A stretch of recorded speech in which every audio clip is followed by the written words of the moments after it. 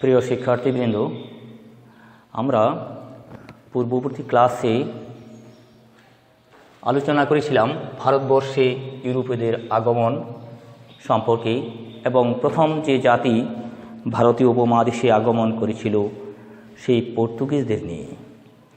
আমরা জেনেছিলাম পর্তুগিজরা কীভাবে ভারতীয় উপমহাদেশে আগমন করেছিল এবং এসেছিল ব্যবসা করার জন্য, এবং ব্যবসা করতে গিয়ে ক্রমান্বয়ে তারা বিভিন্ন দুর্নীতিতে নিমজ্জিত হয়েছিল এবং সেই দুর্নীতি একেবারে সমাজের বিভিন্ন স্তরে গিয়ে পৌঁছেছিল এবং দুর্নীতি করতে করতে শেষ পর্যায়ে তারা এদেশ থেকে বিতাড়িত হয়েছিল।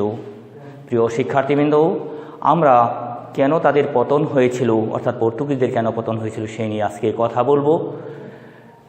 তাহলে শুরু করা যাক।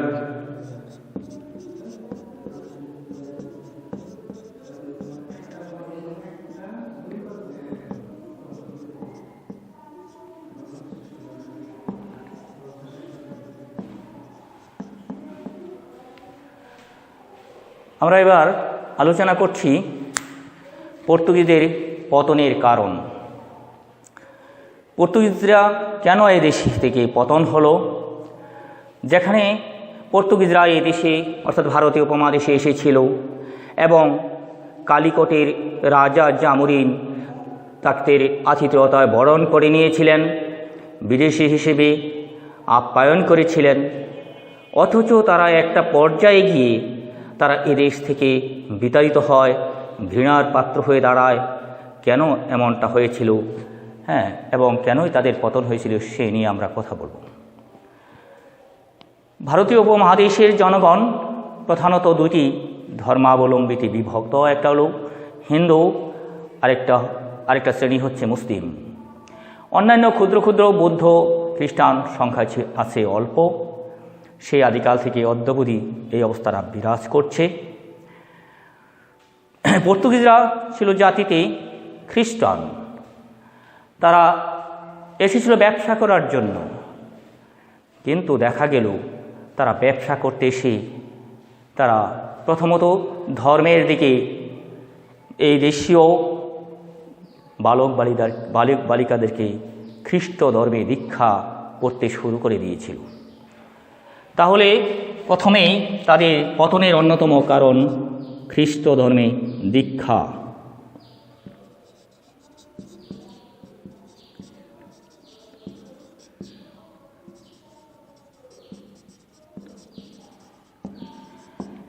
খ্রিস্ট ধর্মে ধর্মান্তকরণের ফলে এদেশের মানুষ তা সহজভাবে গ্রহণ করেনি।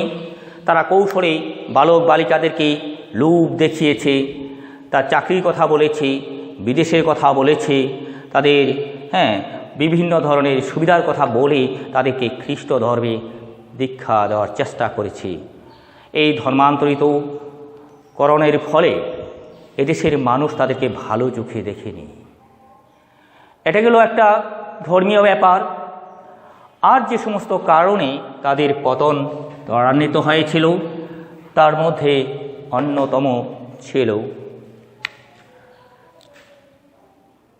পাচার, মানব পাচার।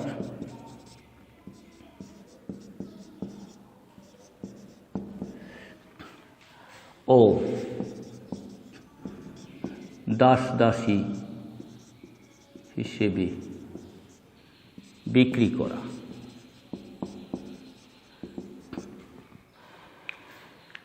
প্রথম দিকে তারা ব্যবসা করতে আসলেও সেই ব্যবসাটা ছিল পণ্যের ব্যবসা, অথচ ক্রমান্বয়ে তারা এদেশের বিভিন্ন পর্যায়ের মানুষদেরকে তারা অপহরণ করে নিয়ে যায় এবং অপহরণ করে নিয়ে তারা পর্তুগালি দাসী হিসেবে বিক্রি করে দিয়েছিল।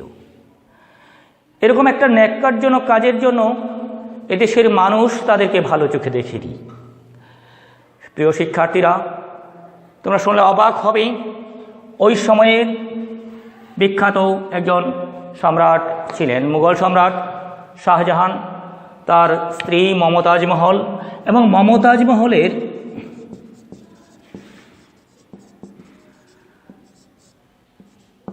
2 জন পরিচারিকাকে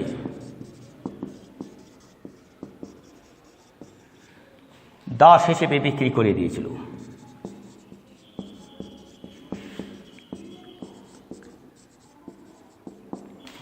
দাস হিসেবে বিক্রি করে দেওয়ার ফলে সম্রাট খুব ক্ষিপ্ত হয়ে যান।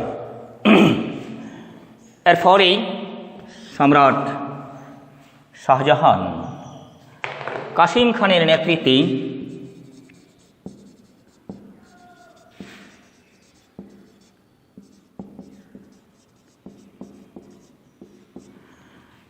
পর্তুগিজদের বিরুদ্ধে অভিযান চালান এবং হুগলি থেকে তাদেরকে অবাঞ্ছিত ঘোষণা করেন এবং বিতাড়িত করে দেন। আমরা জানব ওই সময়ে বাংলায় 12 ভূঁইয়াদের খুব শক্তিশালী অবস্থান ছিল। 12 ভূঁইয়াদের মধ্যে যশোহরের একজন অন্যতম 12 ভূঁইয়ার এক ভূঁইয়া নাম ছিল রাজা প্রতাপাদিত্য।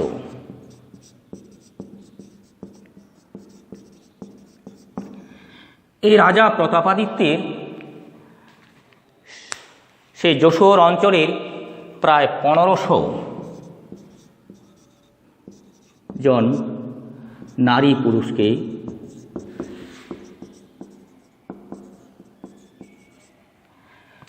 তারা দাস হিসেবে বিক্রি করে দিয়েছিল। এর ফলে জনগণ যখন জানতে পারল যে ক্রমান্বয়ে তাদের এলাকাতে 1500 নারী পুরুষ নাই এবং তারা পর্তুগিজদের দ্বারা দাস হিসেবে বিক্রি হয়ে গেছে, সমুদ্র দিয়ে পাচার হয়ে গেছে এবং এই পাচারকৃত লোকজনদের সাথে অত্যন্ত কঠোর ব্যবহার করা হতো। যাওয়ার পথে যাতে তারা শক্তি অর্জন না করতে পারে তাদেরকে কাঁচা চাল ছিটিয়ে দেওয়া হতো এবং সেই কাঁচা চাল খেয়ে কোনোরকম জীবন মরণ সমস্যা সংকটময় অবস্থানেই তারা পর্তুগালে গিয়ে বসত এবং সেখানে তাদেরকে কৃষিকর্মে নিয়োজিত করা হতো। দাস হিসেবে বিক্রি করে দিয়ে তাদের অমানসিকভাবে খাটানো হতো এবং তারা কখনোই এদেশে আসার আর সুযোগ পেত না। এমন একটা দুর্বিষহ অবস্থা চলতে থাকে এই ভারতীয় উপমহাদেশে। এর ফলে পর্তুগিজদের বিরুদ্ধে জনরোষ বাড়তে থাকে এবং সেই জনরোষের প্রকোপে পড়েই পর্তুগিজরা এদেশ থেকে তাড়িত হয়। আমরা দেখতে পাচ্ছি পর্তুগিজরা শুধু এভাবেই সীমাবদ্ধ থাকেনি। আমরা সপ্তদশ শতাব্দীর দিকে আমরা লক্ষ্য করব স্পেন ও পর্তুগাল একজোট হয়ে ওলন্দাজ ও ইংরেজদের সাথে যুদ্ধ লিপ্ত হয়েছিল এবং এই দুইটা পক্ষ যখন যুদ্ধ লিপ্ত হয়েছিল সেই যুদ্ধে স্পেন ও পর্তুগালের ভরাডুবি হয় এবং ইংরেজদের জয়লাভ হয়। ওলন্দাজ ও ইংরেজদের জয়লাভের ফলে স্পেন ও পর্তুগাল তার নিজেদের দেশেই রাষ্ট্রীয়ভাবে তারা দুর্বল হয়ে পড়ে। ফলে সুদূর ভারতীয় উপমহাদেশে তাদের উপনিবেশগুলির প্রতি খেয়াল রাখা তাদের খুব বেশি সম্ভব হয়ে ওঠেনি। এর ফলে কেন্দ্রীয় সরকারের দুর্বলতার সুযোগেই এবং আর্থিক দৈন্যদশার ফলে পর্তুগিজদের সহযোগিতা করা কেন্দ্রীয় সরকারের পক্ষে সম্ভব হয়নি। এর ফলে এই সমস্ত উপনিবেশগুলোতে যে সমস্ত জায়গাগুলোতে তাদের উপনিবেশ গড়ে তুলেছিল এবং যেগুলো তাদের ঘাঁটি ছিল সেই ঘাঁটিগুলোতে সুশাসন প্রতিষ্ঠার পরিবর্তে দুঃশাসন রূপান্তরিত হয়। তারা সেখানে বিভিন্ন ধরনের অত্যাচার অনাচার শুরু করে দেয়। এর ফলে তাদের শাসনটা এই দেশে বেশি দিন স্থায়ী হয়নি। তারা তাদের নিজস্ব এলাকার অতিরিক্ত কর ধার্য করত, অতিরিক্ত কর ধার্য আর উৎকুচ গ্রহণ করত। এই অতিরিক্ত কর আর উৎকুচের জন্য জনগণ অতিষ্ঠ হয়ে গিয়েছিল। জনগণের সাথে তারা অত্যন্ত দুর্ব্যবহার করত। এই সমস্ত অভিযোগ ভারতীয় উপমহাদেশের মুঘল সম্রাটদের কান পর্যন্ত গিয়ে পৌঁছেছে। তারা লক্ষ্য করেছে এদেশে আর যাই কিছু ঘটুক, এই দুর্নীতিবাজদেরকে এদেশে রাখা যাবে না। সুতরাং তারা অন্য বিদেশিদেরকে আকৃষ্ট করার জন্য চেষ্টা করেছে। সেই সুযোগে ওলন্দাজ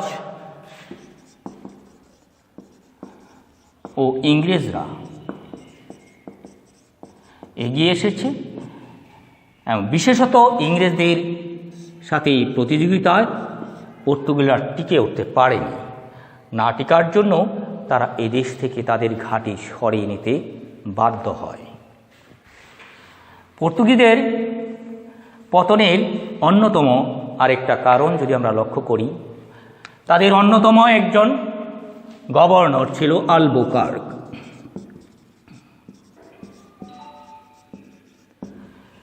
আলবুকার্ক অত্যন্ত শক্তিশালী একজন গভর্নর ছিলেন এবং এই আলবুকার্ক থাকাকালীন সময়েই তিনি চেষ্টা করেছিলেন যে আর যাই হোক এই দেশে পর্তুগিজ শাসন কায়েম করতে হলে এদেশবাসীদের সাথে মিশতে হবে।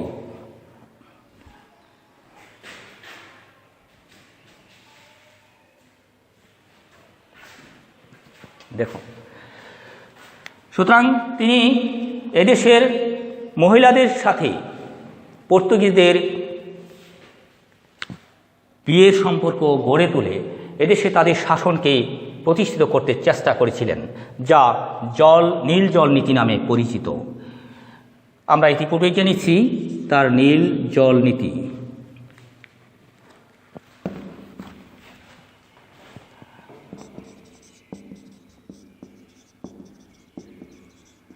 এই নীতির মাধ্যমে এদেশের সাথে একটা সুসম্পর্ক গড়ে তিনি তুলেছিলেন।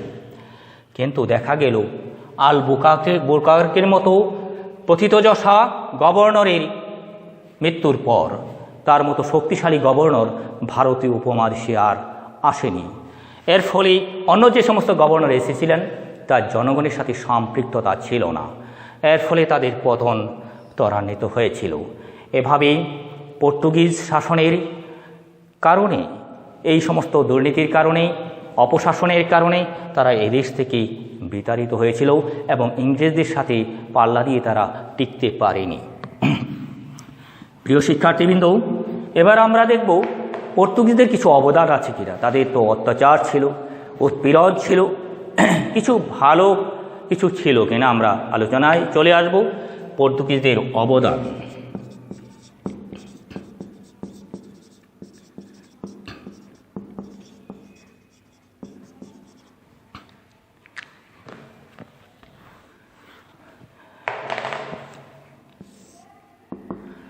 পর্তুগিজরা এদেশে এসেছিল, তাদের ব্যবসা সুদৃঢ় করেছে, এদেশে ব্যবসার সাথে সাথে রাজনৈতিক প্রভাব খাটাবার চেষ্টা করেছে। হ্যাঁ, সঙ্গে সঙ্গে তাদের কিছু অবদানও ছিল। সেই অবদানের মধ্যে অন্যতম ছিল আমাদের যে আধুনিক প্রেস ব্যবস্থাপনা, যে ছাপাখানা, তারা পর্তুগিজরাই তা প্রথম প্রতিষ্ঠা করেছিল। তাহলে ছাপাখানা আমরা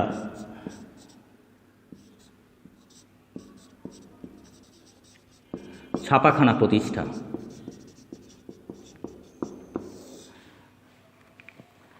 এর ফলে এদেশের শিক্ষার ক্ষেত্রে একটা অভাবনীয় পরিবর্তন আনা সম্ভব হয়েছিল। বেশ কিছু নতুন ফলের প্রচলন করেছিল, এখন আমাদের সেগুলো প্রচলিত ফল হয়ে গেছে। যেমন আমরা আনারস খাই, কামরাঙ্গা খাই, কাজু বাদাম খাই, এগুলো সবগুলোই পর্তুগিজদের বিদেশ থেকে আনা ফল। আমরা কাজেই ফলের মধ্যে এই ফলগুলো আনারস, কাজু বাদাম,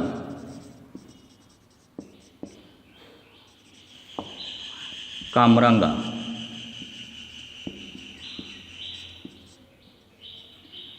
অত্যন্ত প্রচলিত এখন এসব ফল। এগুলো পর্তুগিজরা সেই পর্তুগাল থেকে এনেছিল।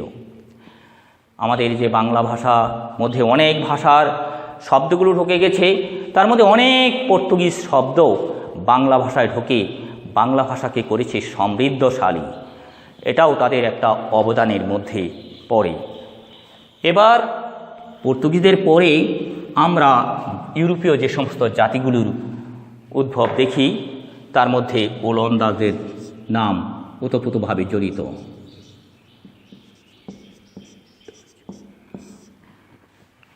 ওলন্দাজ কারা? এই প্রশ্ন করলে আমরা প্রথমে বলবো, আমরা ওদের নামটা আমাদের খাদ্যের একটা জিনিসের সাথে ওতপ্রোতভাবে জড়িয়ে গেছে, সেটা হল্যান্ডের আলু যেমন আমরা বলি, সেই ঠিক হল্যান্ড এর অধিবাসীদেরকে বলা হয় ওলন্দাজ।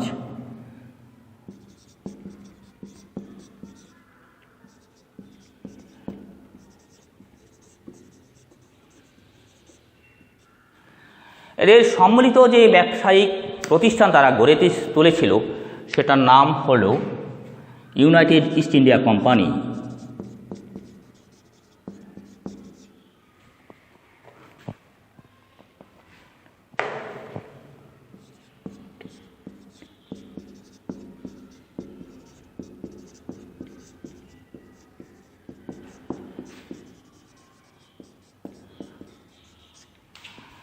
এটা গঠিত হয়েছিল 1602 খ্রিস্টাব্দে।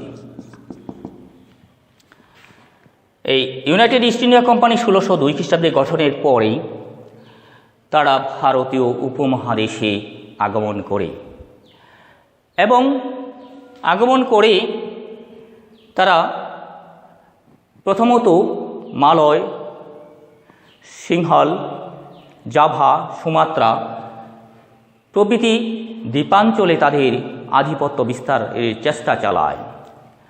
ক্রমান্বয়ে তারা ভারতীয় উপমহাদেশের অন্যান্য জায়গায় তাদের আধিপত্য বিস্তারের চেষ্টা চালায়, কিন্তু আমরা জেনেছি প্রথম যে কোম্পানিটা ভারতে এসেছিল সে পর্তুগিজদের সাথে তারা অনেক জায়গাতেই সুবিধা করতে পারেনি। তারপরেও তাদের প্রচেষ্টা অব্যাহত ছিল, এবং তাদের এই প্রচেষ্টা যিনি সফল করেছিলেন তার মধ্যে অন্যতম এক ব্যক্তি ওলন্দাজদের নাম হল জন পিটারসন কোয়েন, একজন পর্তুগিজ সার্থক গভর্নর। তিনি 1685 খ্রিস্টাব্দে গোয়া অবরোধ করেছিলেন। গোয়া অবরোধ করেছিলেন এবং গোয়া অবরোধ করে তিনি যে এলাকাটা দখল করে নিয়েছিলেন সেটা হলো সিংহল।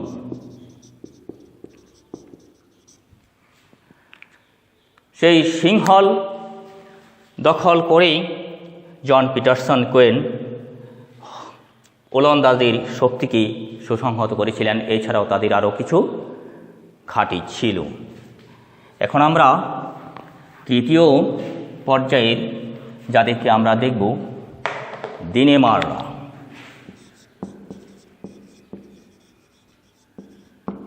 ডেনেমার্ক, প্রিয় শিক্ষার্থীবৃন্দ, ডেনেমার্কদের সম্পর্কে আমরা প্রথমেই বলবো। ডেনেমার্কদের আগমন হয়েছিল 1615 খ্রিস্টাব্দে, এবং এদের কোম্পানির নাম যা ছিল ডেনিশ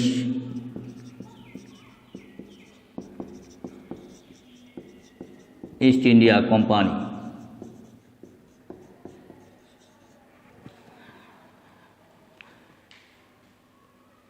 তারা ওলন্দাজ এবং পর্তুগিজদের সাথে প্রতিযোগিতায় খুব বেশি সুবিধা করতে না পেরে তাদের কুঠিগুলোকে অন্যদের কাছে বিক্রি করে তারা স্বদেশে প্রত্যাবর্তন করেছিল। এরপরেই যে কোম্পানির কথা আমরা বলবো তারা হলো ইংরেজ east India company. English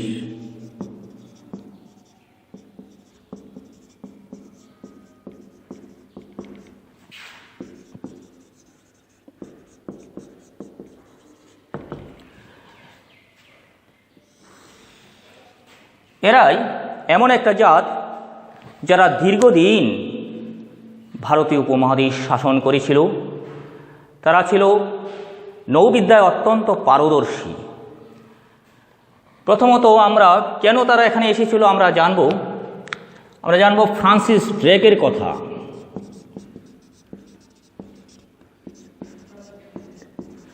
Francis Drake সারা পৃথিবী প্রায় সফর করেছিলেন সমুদ্রপথে, এবং তিনি ভারত সম্পর্কে ইংরেজদেরকে নতুন নতুন তথ্য দিয়েছিলেন। এছাড়া আরও বেশ কয়েকজন নাবিক যারা এই ভারতীয় উপমহাদেশে এসেছেন, তারা এসে ভারতের অবস্থা, ব্যবসা করার সুবিধা, এখানকার সম্পদের অনেক প্রাচুর্যতা, এগুলো তিনি বর্ণনা করেছেন। এর ফলে বণিক সম্প্রদায় উৎসাহিত হয় এবং এক পর্যায়ে অনেকগুলো কোম্পানি একত্রিত হয়ে 1600 খ্রিস্টাব্দে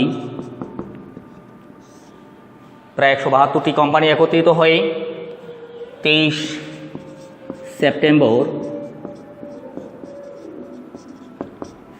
তৎকালীন ইংল্যান্ডের রানী প্রথম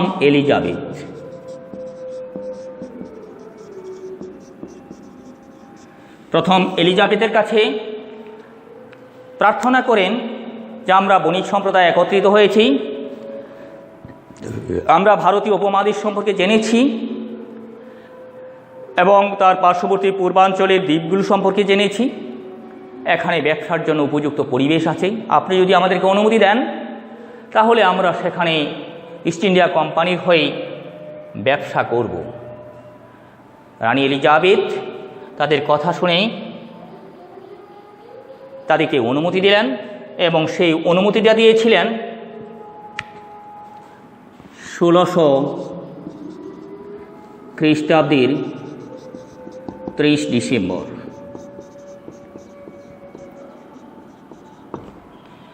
অনুমতি দেওয়া হয়েছিল, তোমাদেরকে 15 বছরের জন্য ব্যবসা করার জন্য সুযোগ দেওয়া হলো, 15 বছর। এবং সেই 15 বছর পরেও সেটা আবার নবায়নযোগ্য ছিল।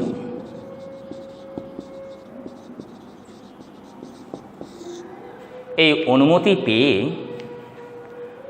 তারা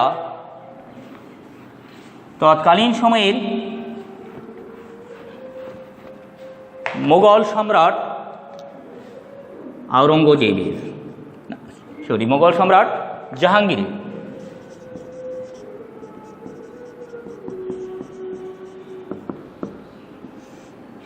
কাছে আসে এবং জাহাঙ্গীরের সাহায্য প্রার্থনা করে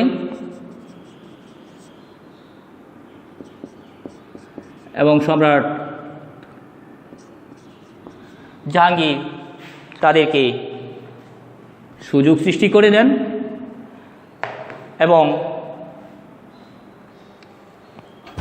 তাদের একটা নির্দিষ্ট জায়গা করে দেন যে এখানে তোমরা ব্যবসা করতে পারবে। কিন্তু পর্তুগিজদের অত্যাচারের কারণে তারা খুব সুবিধা করতে পারেনি। এরপরে সম্রাট জাহাঙ্গীরের দরবারে স্যার টমাস রো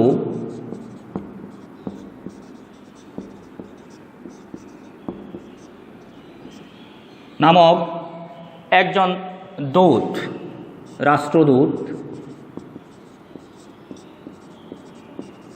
পাঠানো হয় ইংরেজ কর্তৃপক্ষ এবং তিনি জাহাঙ্গীরের দরবারে অনেকদিন ছিলেন, থেকে অনেকগুলো সুযোগ সুবিধা আদায় করে নিয়েছিলেন। এর ফলে এই ভারতীয় উপমহাদেশে তাদের ভিত্তি শক্তিশালী হতে থাকে। এভাবে ক্রমান্বয়ে তাদের অবস্থান যখন শক্তিশালী হতে থাকে, এক পর্যায়ে তাদের সাথে পর্তুগিজদের যুদ্ধ হয়। যুদ্ধে পর্তুগিজরা এই দেশ থেকে বিতাড়িত হয়।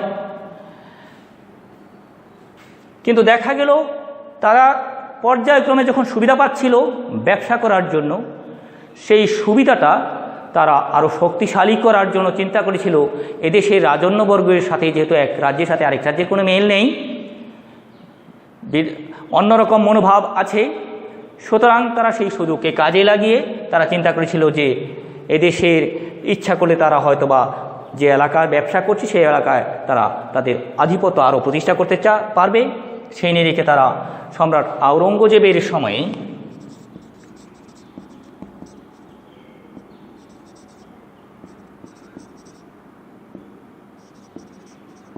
সময়ে তাদের সাথে যুদ্ধও হয়েছিল। সেই যুদ্ধে ইংরেজরা হেরে গিয়েছিল। পরবর্তীতে তারা সম্রাট আওরঙ্গজেবের কাছে ক্ষমা প্রার্থনা করে সম্রাট আওরঙ্গজেব তাদের ক্ষমা করে দেন এবং তারা আবার পুনরায় ব্যবসা শুরু করে দেয়। এভাবে চলতে থাকে এবং মুঘল সম্রাটদের মধ্যে সবচেয়ে বেশি সুবিধাটা যেখানে নিয়েছিল, আমরা ইংলিশ ইস্ট ইন্ডিয়া কোম্পানির সবচেয়ে যে স্বর্ণত যার সময় ছিল, তিনি ছিলেন সম্রাট ফারুখিয়ার। সেই সম্রাট ফারুখিয়ার একবার অসুস্থ হয়ে পড়েছিলেন। অসুস্থ হওয়ার পরে অনেক চিকিৎসক তাকে চিকিৎসা করিয়েছিলেন, কিন্তু সুবিধা করতে পারেনি। একজন ইংরেজ চিকিৎসক তার চিকিৎসা করিয়ে, যার নাম ছিল মিল্টন, তার চিকিৎসা করিয়ে সুস্থ করে ফেলেছিলেন। এর বিনিময়ে তারা বলেছিল তোমরা কি যাও। তিনি বলেছিলেন আমরা তেমন কিছু চাই না সম্রাট, আমরা শুধু চাই বাংলা, বিহার,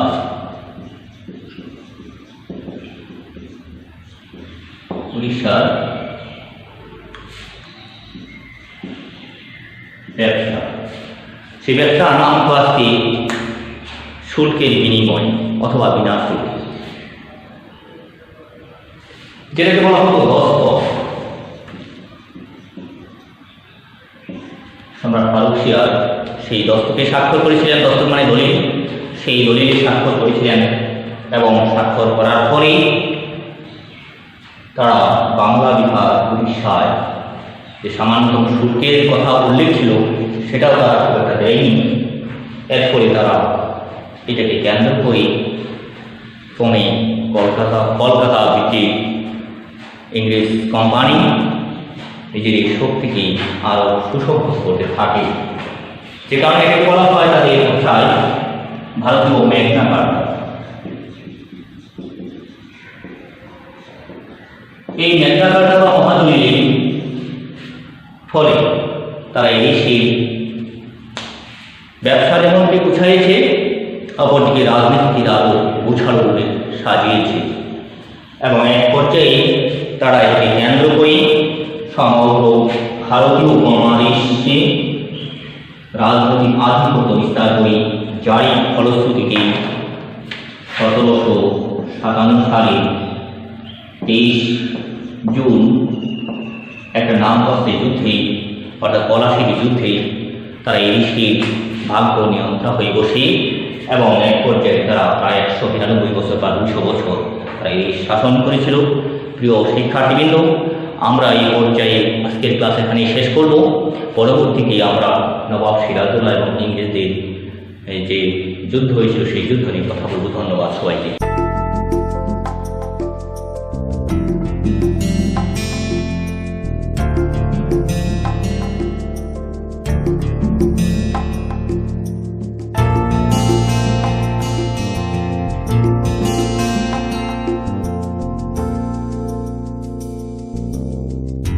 you